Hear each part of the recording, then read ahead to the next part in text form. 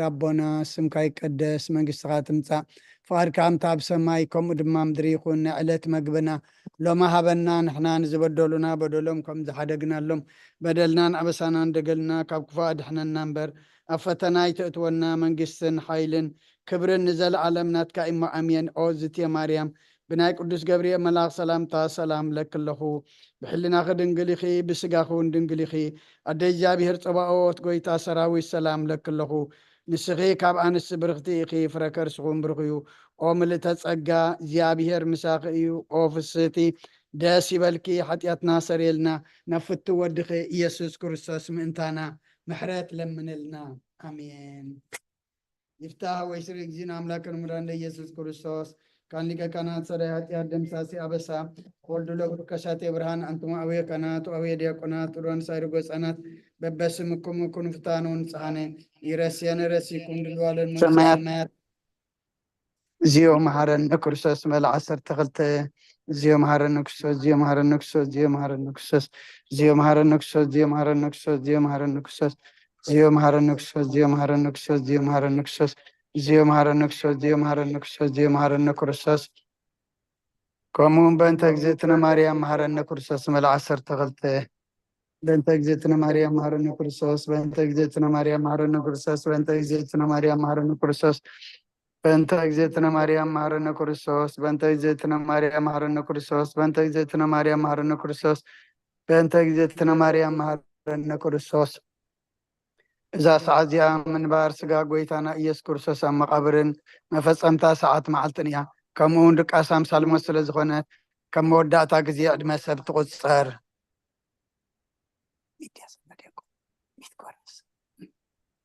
ناي مسقانا صلو سناي نقر نزقبرلنا يقرب حال الزيابيهر أبون قويتانا أملخنا مدحنا إيس كرسوس نمسكنو لنا سويرنا رودي إناني حلونا نقربنا تقبلنا انت ما قبلنا نصنعنا سعد يعونا بتحنا اي حجوم بزعد على الزيان بكل زمن وتنا بفصم سلام كحلونا كل نزح جابير املخنا لمنا لنا وقويتانا جابير كل التحزابون قويتنا املخنا مدحنا يذكر سوس كل قبرن ما انت كل قبرن او اشتغل قبرن نمسكنك لنا سلسور كان ننزل داخلنا نزحلقنا نبخاون سلز قرب كان نتقبل كان سلز عوب كان نزتنا خنا سعد يعون سلز بصحنا نمسكنك لنا وقويتا يقرب لنا ومفكر سب سلزن لمنك لنا كم محرد كون لنا نزا قدس على الزيان كل زمن وتنا أن أغاب بنفراب بفصم سلامكم فصمها بنا كل غناءة كل مكران حبون قورن زخنة كل قبر سيطان مخرغ فعصبات من لعل سلان وقويتا كبير آمين كاب كله هزب خاونا رح كاب درياز قدس بتازونا رح زطعمن زحيشن أزلنا تمنن كربتن كل حاجة سلان الرجل سلطان ذهب كان نسقى خم خب كل غفاء دحنا نبالها النمبر نفتنا يتأت ونحر ودخا قويتنا أملخنا مدحنا يسكر سس من توقر سبيل بس قبر محرات نقرتان مسقى معرم حوم زغنة من فز قدس مسقانا صنعة بوز اللكا لمن كل ساعة نزل علم أمين نين السحا مزمر حمسان حد وأملاك كم سالخا محرني كم تعبير راقا أبساي دمسس كابا أبساي صبيك حسبني كابا حتياتي ونصريني أنا أبساي فلت اللهم حتياتي كل جزيب قدم أيوب بزربا خاص صادق فردخان صون كاتر كبسي أنا ناخاطر يبدلكو أبقد ميخا كي قبركو نوب عبسات ولدكو ميكا أبا حتيات تنستني نونا حكا وشتي خاطر اليوم أبحو انتو محرني انت قصر سمع زاصريني خبرتكو صعدو صابني تنزغت كد كاينا عصم تحقو ساس بهتان حقو سنا اسمعني كسكا هب حتياتي كولو بزول عبساي وندمسسو وأملاق صوري اللي بفطر اللي سنو منفسك أوش تعدس كاب قصكا يدربيني حقو سمدحان كامل سلي فقادنيا منفسون دقفني مقد خان مفرسهم رم إيه أنا بخاخم لسويم وأملاخ مدحني كابدا ما ناكفني لساني صدق أهل الكتب لولو إياه ويتا أفي مسجانا خنا جرس خنا فريك فت مسوات بهب لكاني فزي كون اسم قرب كل كانري مسوات مراراي تبغوني خمو مسوات أملاخ سور منفسي وأملاخ نسورن كت اللي بايتون غني خا نسيم سجى حسن نايق برلا مكاتي أتي رسالة من الدق شو مسوات صدقي بزحر مسواتي بمول مسوات بهكب لكايو شو عم مسوي خارح قرب الكايم هاليلويا صلاة جزيرة كاس كرسان قسين أملاخين مسجانا قربلو حتى يعطيك حد قال لك إلمنا آمين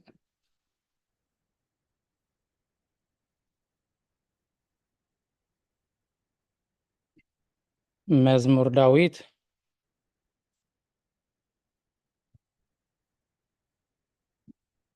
مزمور داويت مبل 130 دكتور صقاب مزمور داويت 131 ايفون إلنا أتينا زلنا بزا قاطعمي شنكم كأتحبرون خمس قبا مزمور داويت 130 كلتن دما ممهر سارة مزمور 130 كلتن دكتور كفلاي مزمور 133 معمار الزنت مزمور 134 يعقوب اند تمنيت مزمور 137 بحارن دحرية هاللي خوم كأ حابرون ما إن كلا 138 كلتين كتحزوان لا حسأل ايش يصبق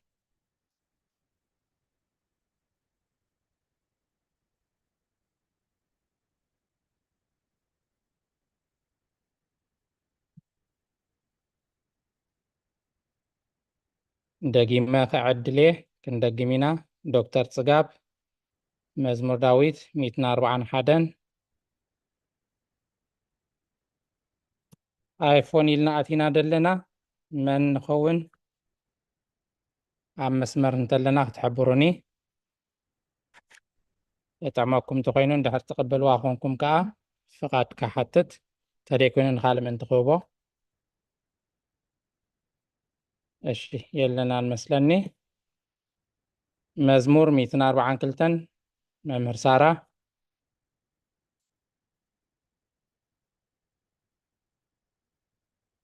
دكتور كفلاي مزمور 146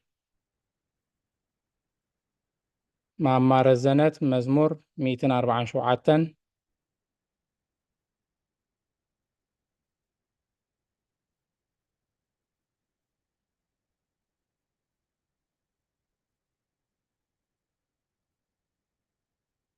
مزمور 148 كأ يعقوب اند تمنيت عاويلكم كتنبو بلناكم حديكم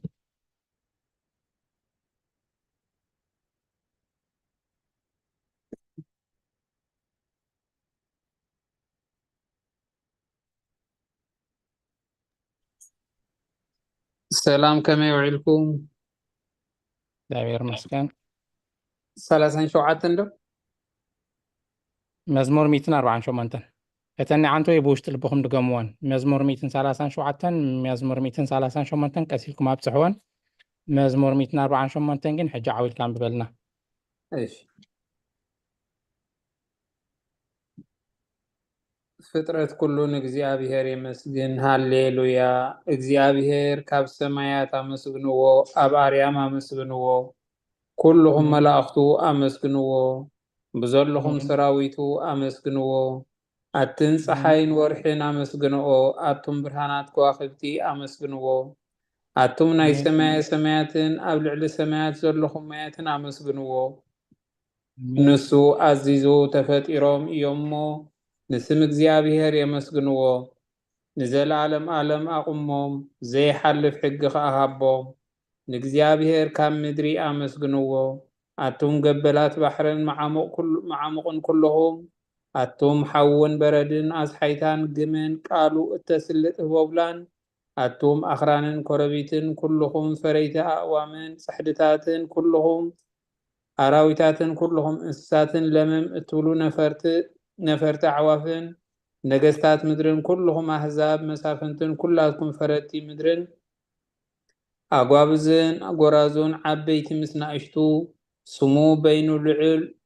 ልዑል እዩ ግርማው ኣብ ልዕሊ ማይን ምድርን እዩ እሞ ንስም እግዚአብሔር የመስግንዎ ንህዝቡ እውን ቀርኒ ኣልዓለ ስለ ኩሎም ቅዱሳኑ ደቂ እስራኤል እቲ ዝቐርቦ ህዝቢ የመስግኖ ኣሎ ሃሌሉያ አሜን ሃሌሉያ አሜን ሃሌሉያ ቅዱስ እግዚአብሔር ቅዱስ ኃያል ቅዱስ ሕያው ዘይመውት ወንጌል ሉቃስ ምዕራፍ 2 ካብ ቁፅሪ 25 ክሳብ 32 እንሆ ድማ ኣብ ኢየሩሳሌም ስምዖን ዝበሃል ሰብኣይ ነበረ እቲ ሰብኣይ ዝጻድቕ ንኣምላኽ ዝፈርሕ ምጽናዕ እስራኤል እውን ዝጽበ ነበረ መንፈስ ቅዱስ ድማ ነበሮ እቲ መሲሕ እግዚኣብሔር ከይረኣዮ ሞት ከም ዘይርኢ ድማ ብመንፈስ ቅዱስ ተገሊጹሉ ነበረ ብመንፈስ ከዓ ናብ ቤተ መቕደስ መጸ ወለዱ ነቲ ኢየሱስ ሕፃን ከም ስርዓት ክገብርሉ ምስ ኣተው ስምዖን ድማ ኣብ ኢዱ ሓቆፎ ንኣምላኽ እውን ከምዚ እናበለ ባረኾ ወጎይታይ ነቲ ንኣሕዛብ ምግላጽ ብርሃን ንህዝብኻ እስራኤል እውን ክብረት ክኸውን ኣብ ቅድሚ ኩሉ ዘዳለኻዮ ምድሓንካ ዓይንተይ ካብ ረኣያስ ሕጂ ከምቲ ዘረባኻ ንባርያኻ ብሰላም ተፋንዎ ኢኻ በለ ምስጋና ንእግዚኣብሔር ኣምላኽ ይኩን ኣሜን ኦ ክርስቶስ ኣምላኽና ምሴር ኣቦኻን መንፈስ ቅዱስን ለምን ኩሉ ሰዓት ንሰግደልካ ኣሎና ኣሜን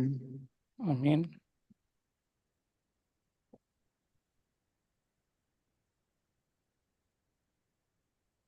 ክፍልታት ጸሎት ዶክተር ጽጋብ መምህር ሳራ መዋዕል ሰብ ዘይጉዳእ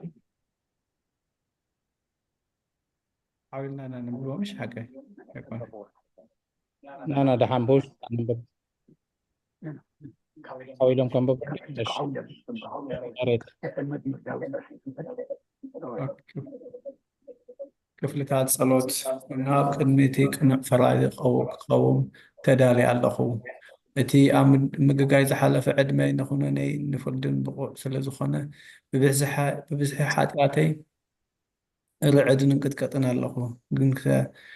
ነፍሴ ጌና ኣብ መሬት ትነብር ካብ ሃለኹሲ ተነስሒ ምክንያቱ መሬት ኣብ መቃብር ኣይውድሶን እዩ ኣብ ሞት ከዓ ዝዝክሮ የልቦን ኣብ ገሃነም እውን ዘመስግኖ የልቦን እሞ ካብ ድቃስቲ ኪትኪ ተንስኢኺ ናብ መድሕንኪ ብንስሓ ኦ ኣምላኸይ መሓረንን ኣድሕነንን እናበልኪ ተማሕፀኒ ስብሃት ለኣብ ወወልድ ወመንፈስ ቅዱስ ሰብ ዘይውዳእ እዚ ዓለም እዚኣ ከዓ ንዘለዓለም ዝነብር እንተዝኸውን ነፍሰይ ንፁር ዝኾነ ምክንያት መሃለወኪ ነይሩ ግን እቲ ፅዩፍ ዝኾነ ተግባራትክን እቲ ህማቅ ከይክን ኣብ ቅድሚ እቲ ሓቀኛ ፈራዲ ምስ ዝቕላዕ ኣብ ሓጢኣት ዓራት ተሰጢሕኪ ኣብቲ ሸለልተኛን ከዳእ ስጋኺ ከለኺ እንታይ እዩ ትትህብዮ መልሲ ኦ ክርስቶስ ኣምላኸይ በቲ ኣዝዩ ዘፍርህ መንበር ፍርድኻ እስንብድ ነቲ ዘለዓለማዊ ፍርድኻ እውን እንብርክኽ በቲ መለኮታዊ ነፀብራቅ ብርሃንካ እንቀጥቅጥ ኣለኹ ኣነ ህሱም ድኑስ ኣብ ዓራተይ ደቂሰ ዘለኹ ኣብ ሂወተይ እውን ዘይግዱስ ዝኾንኩ ናይቲ ተቐባል ቀረፅ ኣብነት ብምውሳድ ኣፍ ልበይ እናወቃቕኩ ኦ ኣምላኽ ኣነ ገበነኛ እሞ ይቕረበለለ ይብል ኣለኹ ግዜኒ ወዘልፈኒ ወለዓለም ዓለም ኣሜን አሜን። ዶክተር ክፍላይ ክህበኩም ዶ ኦ ንጽሕቲ ድንግል ሸራይ እሺ ኦ ንጽሕቲ ድንግል ናብ ባርያኺ እቲ ቅልጡፍ ጽላል ረድኤት ክዘርግሒ ነቲ ኣብ ሕልናይ ከም ማዕበል ዝገማጠል ክፉእ ሓሳባት ካባይ ኣርሕቕዮ ነታ ሕመምቲ ነፍሰይ ብኽንትነት ኣዝዩ ሃለዋታ ጥፊእዋ ኣሎ እሞ ናብ ጸሎትን ምንቕቓሕን ኣበግስ እያ ምክንያቱ ንስኺ ከኣሊትን ምሕረት እትልምን ኣላይት ኣደን ኢኺ ኣደ ምንጪ ህይወት ንጉሰይን ኣምላኸይን ጎይታ ኢየሱስ ክርስቶስ ተስፋይ ኢኺ አሜን። ማማረ ዘነት ጸሎት ይቅጽል ትብል ደላ ኦ ጎይታ በዛ ለይቲ እዚኣ ንዓሞ ቅጽል ኢልና ጎይታ በዛ ለይቲ እዚኣ ንዓሞ ብዘይ ሓጢኣት ክንሓድር ሓልወና ወኣምላኽ ኣቦታትና ንስኻ ብሩኽ ኢኻ በረከትካ ኣዝዩ ብዙሕ እዩ ቅዱስ ስምካ እውን ንዘለኣለም ክብሪ ዝመልኦ እዩ ኣሜን ኦ ጎይታ ከምቲ ኣባኻ ተወኪልናዮ ዘለና ምሕረትካ ከምኡ ትኹነልና ኣዒንቲ ኩሉ ንዓኻ ይፅበያ ኣለዋ ንስኻ ኣብ እዋኑ ምግቢ ትህቦም ወኣምላኽናን መድሓኒናን ወተስፋ ኩላ ወሰናት ምድሪ ስምዓና ወጎይታ ንስኻ ኢኻ ካብዚ ዓሌት እዚ ንዘለኣለም ተድሕነናን ትዕቁበናን ኣሜን ወጎይታ ብሩኽ ኢኻ እሞ ፍርድኻ መሃረኒ ወጎይታ ብሩኽ ኢኻ እሞ ሓቅነትካ ረዳእኒ ወጎይታ ብሩኽ ኢኻ እሞ ክብርኻ ብርሃለይ ወጎይታ ምሕረትካ ንዘለኣለም ይነብር ወጎይታ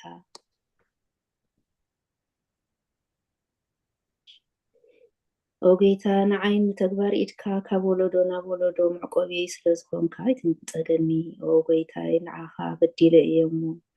መሓረኒ ንነፍሰይ ኣድሕናን እናበልኩ ፅሊ ኣለኹ ኦጎይታይ ኣባኻ ተወኪለ ኣለኹ እሞ ኣድሕነኒ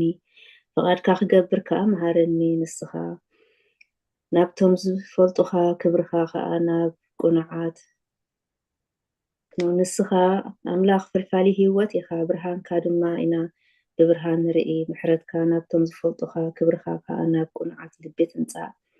ፀጋኻን በረከትካን ምስጋና ብሓቂ ናትካ እዩ ኣብ ቅድሚ ዓለም ዝነበርካ ንዘለኣለም ትነብር ዘለኻ ኣቦን ወድን መንፈስ ቅዱስን ንዓኻ ምስጋናን ውዳሴን ግርማን ይግባእ ሎምን ኩሉ ሳዕን ንዘለኣለም ኣሜን ልዑል ጎይታ ብኣኻ ምእማንን ንስምካ ምዝማርን ስናይ እዩ ምሕረትካ ኣብ ዘፅባሕ ሓቅነትካ ድማ ለይተለይቲ እዘምቱ ኣሜን አሜን። እሺ አቶ ያዕቆብ ውዳሴ ስሉስ ቅዱስ ወይ ማማ ትምኒስ ሓዲኹም እሺ ቅዱስ እግዚአብሔር ቅዱስ ኃያል ቅዱስ ሕያው ዘይመውት ካብ ቅድስት ድንግል ማርያም ዝተወልደ መሓረና ቅዱስ እግዚአብሔር ቅዱስ ኃያል ቅዱስ ሕያው ዘይመውት ኣብ ዮርዳኖስ ተጠምቀ ኣብ ልዕሊ ዕፀ መስቀል ምእንታና ዝተሰቕለ መሓረና ቅዱስ እግዚአብሔር ቅዱስ ኃያል ቅዱስ ሕያው ዘይመውት ኣብ ሳልሳይ መዓልቲ ካብ ሙታን ዝተንስአ ብምስጋና ናብ ሰማያት ዝዓረገ ኣብ የማን ኣቡኡ ዝተቐመጠ ኣብ ሕያዋንን ሙታንን ክፈርድ ከም ብሓድሽ ክመጽእ እዩ ኦ ጎይታ መሓረና ምስጋና ነቦን ወድን መንፈስ ቅዱስን ሎምን ኩሉ ሰዓት ንዘለኣለም ዓለም አሜን አሜን አሜን። ኦ ስሉስ ቅዱስ መሐረና፣ ኦ ስሉስ ቅዱስ መሐረና፣ ኦ ስሉስ ቅዱስ መሐረና። ኦ ጎይታ በደልና ይጸብጽበልና፣ ኦ ጎይታ አበሳና ይቅረበለልና፣ ኦ ጎይታ ንሕማት ዝኻብ ፀሓየሞ ምንቲ ትቅዱስ ስምካ ኢልካ ፈውሶም። ኦ ጎይታ ነቶም ዝመቱ ቦታትናን ኣዴታትናን ኣሕዋትናን ኣሓትናን ከዓ ነፍሶም ኣዕርፍ። ኦ ካብ ሓጢኣት ንዝኾንካ ጎይታ መሐረና፣ ኦ ካብ ሓጢኣት ንዝኾንካ ጎይታ ርድኣና፣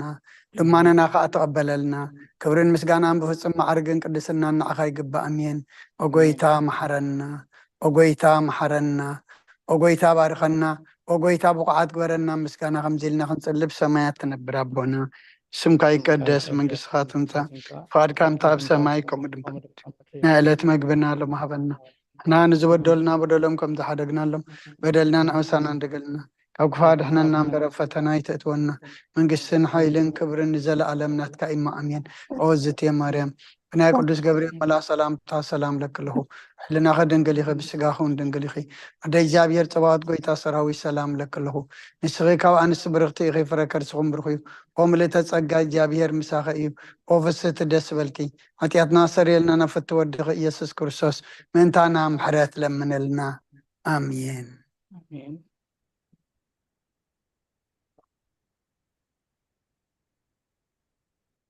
እሺ አይፎን ኢልና ኣቲና ደለና ብድጋሚ እንኳዕ ብሰላም ኣተኹም ናይ መን ትኸውን ይቕሬታ ሽምኪ ምስግባ ጊዜ እንተሃሊና ከዓ ጥዕመና ተኮይኑ ምስጋና ንቅድስት ድንግል ማርያም ከተንብቡልና አይፎን ኢልና ኣቲና ዲያቆን ኣነ ኤፍሮይን እየ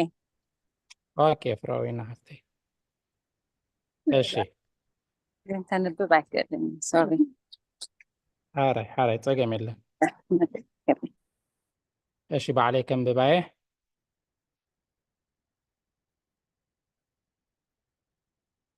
ምስጋና ንቅድስት ድንግል ማርያም ኦ ቅድስቲ ምልእቲ ጸጋ ኩሉ ጊዜ ድንግል ዝኾንኪ ወላዲት ኣምላኽ ኣደ ክርስቶስ ሰላም ንብለኪ ምእንቲ ሓጢኣትና ክሓድገልና ናብ ፍቕሪ ወድኺ ጸሎትና ዓርግልና